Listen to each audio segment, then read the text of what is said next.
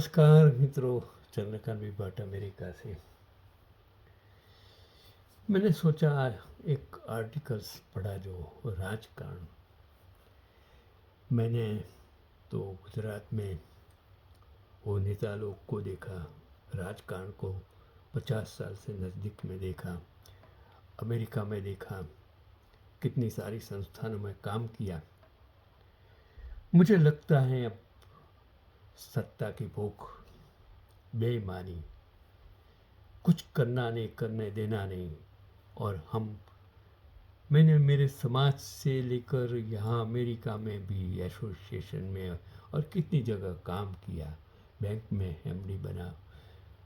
और राजकीय नेताओं को मैंने नज़दीक देखा। मैंने सोचा कि क्या गांधी, सरदार नेहरू और वो शहीद और वो बच्चे जिसने फांसी के माचड़े पर चढ़कर देश की आज़ादी के लिए कुर्बानी दी, क्या हम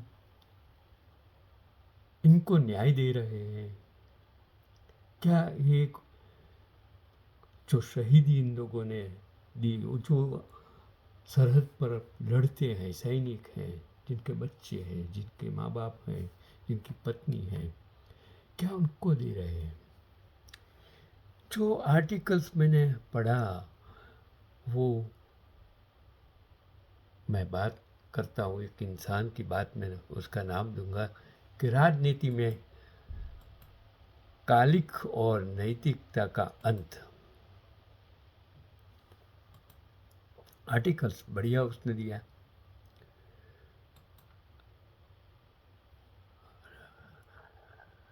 तो टाइटल भी अच्छा है कि राजनीति की कालिक और नैतिकता का अंत। सत्ता और रुपयों की भूख घटती नहीं, बढ़ती है, और यह लालच डीएनए में आ जाता है। स्मशान में वैराग्य नहीं, 2 लाख करोड़ की संपत्ति को बचाने और बढ़ाने की चिंता थी। लिखने वाले हैं वेद माथुर, मैं उसको सलाम करता हूँ।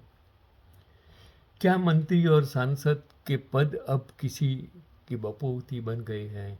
क्या सत्ता अब योग्यता का नहीं बल्कि वसीयत से तय होगी? हाल ही में महाराष्ट्र के उप मुख्यमंत्री अजित पवार की एक विमान दुर्घटना में असामयिक मृत्यु हो गई। यह खबर दुखद है, लेकिन इसके तुरंत बाद जो घटनाक्रम सामने आया वह और भी विचलित करने वाला है। शोक की घड़ियाँ अभी खत्म भी नहीं हुई थी, मतलब स्याही भी सुखाई नहीं थी। वो अकस्मात जिस तरफ जिसका शरीर भी, शायद मैं कुछ नहीं कहता, तो उनकी पत्नी को उप मुख्यमंत्री पद की शपथ दिलाई जा रही है और उनके बेटे पार्थ पवार को राज्यसभा भेजने की बिसात बिछाई जा रही है। मैं तो ये कहता हूँ, ये एमपी एमएलए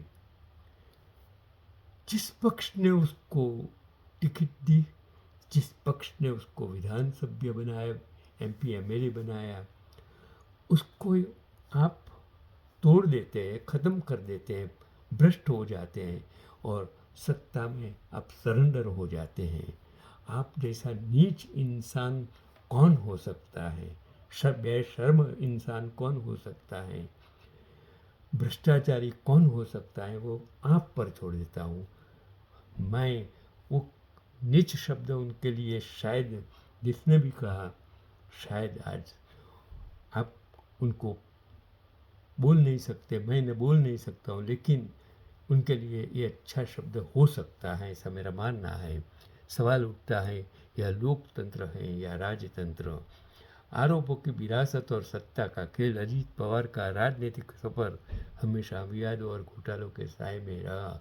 सिंचाई घोटाले से लेकर अन्य वित्तीय अनियमितताओं तक उन पर गंभीर आरोप लगे। अब उनकी मृत्यु के बाद क्या वे आरोप धूल में मिल जाएंगे? क्या जनता के पैसे का हिसाब महज इसलिए नहीं होगा क्योंकि आरोपित व्यक्ति अब हमारे बीच नहीं है? विरासत में विचारधारा मिलनी चाहिए, पद नहीं, लेकिन यहाँ तो सत्ता की मलाई को परिवार के भीतर ही रखने की होड़ मची है। यह संदेश डरावना है कि आप जीवन भर सत्ता का सुख भोगे और जाते जाते कुर्सी अपने वारिसों के नाम कर जाए। परंपरा बनाम सत्ता की भूख, ये आपको एक वास्तविक उदाहरण देता है जो इस राजनीतिक संवेदनहीनता के बिल्कुल उलट है। एक मित्र की पत्नी का 20 साल के लंबे संघर्ष के बाद धौलपुर से अजमेर तबाला ट्रांसफ़र हुआ। ज्वाइन करने के लिए सिर्फ 10 दिन का समय था। यदि वे 10 दिन में ज्वाइन नहीं करती हैं तो उनका स्थानांतरण रद्द हो जाना था। लेकिन इसी बीच घर में माँ का देहांत हो गया। मित्र के सामने विकल्प था, करियर या संस्कार। उन्होंने सनातन परंपरा और शुद्धि की रस्मों को प्राथमिकता दी। भले ही उनका ट्रांसफ़र रद्द हो गया, आज 10 साल बाद भी वे धौलपुर में संघर्ष कर रहे हैं। इसे आप नादानी कहे या अटूट विश्वास, पर उन्होंने अपनी जड़ों का सम्मान किया। और अब दूसरी तरफ देखिए, अजित पवार के निधन को अभी 3 दिन ही भी नहीं बीते और सत्ता का तिलक शुरू हो गया। हमारे सनातन धर्म में पति की मृत्यु के बाद 13 दिनों तक घर में शोक का विधान है, लेकिन राजनीति की भूख इतनी प्रबल है कि यहाँ शोक पर शपथ भारी पड़ गई। अजित पवार की चिंता के अंगारे ठंडे भी नहीं हुए थे कि पत्नी राजनीति का शतरंज खेलने और सिंहासन पर बैठने के लिए आ गई। क्या सत्ता के गलियारों में संवेदनाएं ये पूरी तरह मर चुकी हैं? योग्यता या केवल सरनेम? पार्थ पवार, जिनका अपना राजनीतिक ग्राफ अब तक विवादों और चुनावी हार से घिरा रहा है, उसे सिर्फ पिता के जाने के बाद राज्यसभा की सीट क्यों मिलनी चाहिए? एक आम आदमी सालों पढ़ाई करता है, परीक्षाओं के धक्के खाता है और संघर्ष करता है ताकि एक अदद नौकरी आप पा सके। दूसरी तरफ राजनीति में कुर्सी म्यूजिकल चेयर की तरफ एक ही परिवार में घूमती रहती हैं।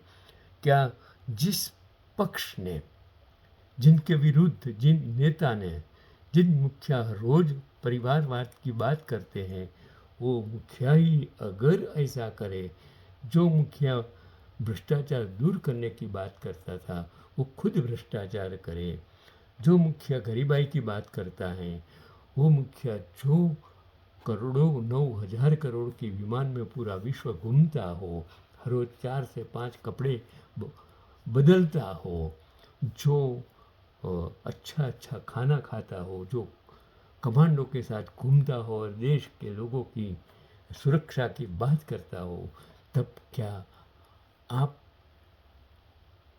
करोड़ों की संख्या में देश को बनाने वाले लोग आपको सोच क्या मर गई हैं? क्या आप समझते नहीं हैं? आपका क्या सोचना है? तो यह घटना हमें सोचने पर मजबूर करती है कि राजनीति का स्तर कितना गिर चुका है। क्या परिवारवाद के इस धमक को खत्म करने का समय नहीं आ गया? जो नेतृत्व वाली व्यवस्था में भी अगर ऐसे फैसले हो रहे हैं, जिसके पास बहुमत है, वो लोग अगर बहुमत का दुरुपयोग करेंगे, गलत गलत जो संसद में कायदे पसार कर देंगे, बिजनेस करोड़ मूढ़ीपतियों के लिए कायदे बनाएंगे, तब देश कहाँ जाएगा? लोकशाही कहाँ जाएगा? लोकशाही का मतलब क्या रहेगा? तो सवाल ये पूछना अनिवार्य है।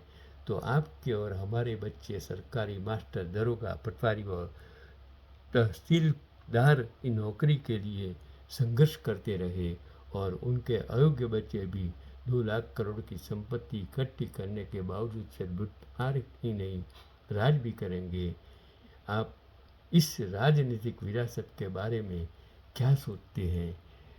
वो वेद माथुर, उसने अपने जो आर्टिकल्स मैंने पढ़ा, मैंने सोचा कि आप युवाजन हैं, आज युवाजन के पास बेरोजगारी है, उनके कुटुंब में महंगाई है, इनके कुटुंब को अच्छी सस्ती स्वास्थ्य की ज़रूरत है। आज मैं हर रोज़ वो मोहब्बत सिंह चौहान का वीडियो देखता हूँ, जहाँ बूढ़े लोग आते हैं, जो मजबूर लोग आते हैं, मेरी आंख में आंसू आ जाते हैं कि ये बंदा महिपत सिंह फाउंडेशन द्वारा जो काम करता है, जो काम सरकार को करना चाहिए, जो एनजीओ में करना चाहिए, लोगों को करना चाहिए, आपके दिल में थोड़ी भी दया, भावना, देश प्रेम हो, इंसानियत हो, मानवता हो, तो ये महिपत फाउंडेशन जैसा मंदिर है, तुम क्यों नहीं बना सकते हो? वहाँ जाके आप प्रसाद दीजिए, वहाँ जाके कुछ दीजिए जो गरीबों के लिए करता है।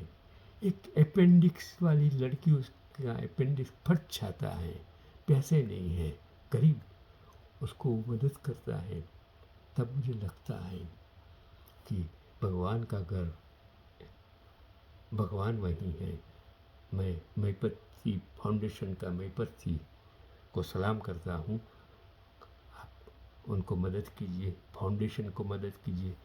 मैं तो सिर्फ आपको आह्वान करता हूँ कि देश को, ये 1 और 2000 करोड़ की संपत्ति वाला इंसान प्लेन क्रैश में खत्म हो जाता है, प्रजा का सेवक कहलाता है। और दूसरी ओर ये महिपति फाउंडेशन का महिपति चौहान जो गरीबों के लिए काम करता है, आपके दिल में दया हो, आप दुआ कर सकते हैं, आप पैसा दे सकते हैं, आप अनाज दे सकते हैं, आप ज़रूरियातमंद इंसानों को मदद कर सकते हैं, तो ईश्वर को ढूंढने की कभी भी ज़रूरत नहीं होगी। यही आज का चंद्रकांत भट्ट का पैगाम।